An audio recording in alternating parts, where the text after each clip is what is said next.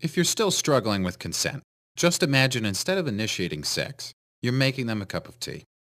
You say, "Hey, would you like a cup of tea?" And they go, "Oh my God, fuck yes, I would fucking love a cup of tea. Thank you." Then you know they want a cup of tea. If you say, "Hey, would you like a cup of tea?" And they're like, I'm not really sure. Then you could make them a cup of tea or not, but be aware they might not drink it. And if they don't drink it, then, and this is the important part, don't make them drink it. Just because you made it doesn't mean you are entitled to watch them drink it. And if they say no thank you, then don't make them tea. At all. Just don't make them tea. Don't make them drink tea. Don't get annoyed at them for not wanting tea. They just don't want tea, okay?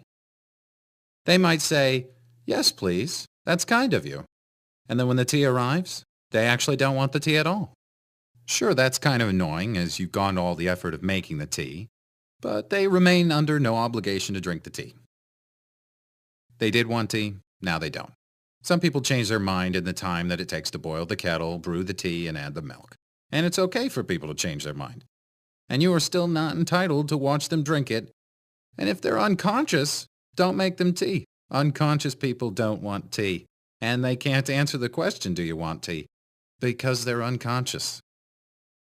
Okay, maybe they were conscious when you asked them if they wanted tea. And they said yes. But in the time it took you to boil the kettle, brew the tea, and add the milk, they are now unconscious. You should just put the tea down.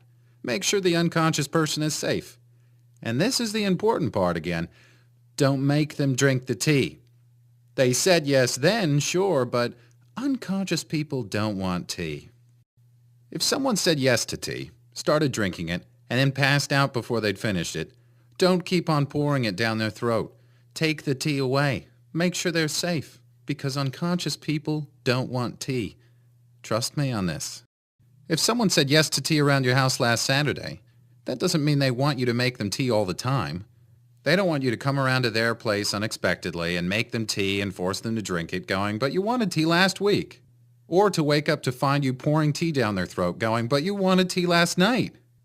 If you can understand how completely ludicrous it is to force people to have tea when they don't want tea, and you're able to understand when people don't want tea, then how hard is it to understand it when it comes to sex? Whether it's tea or sex, consent is everything.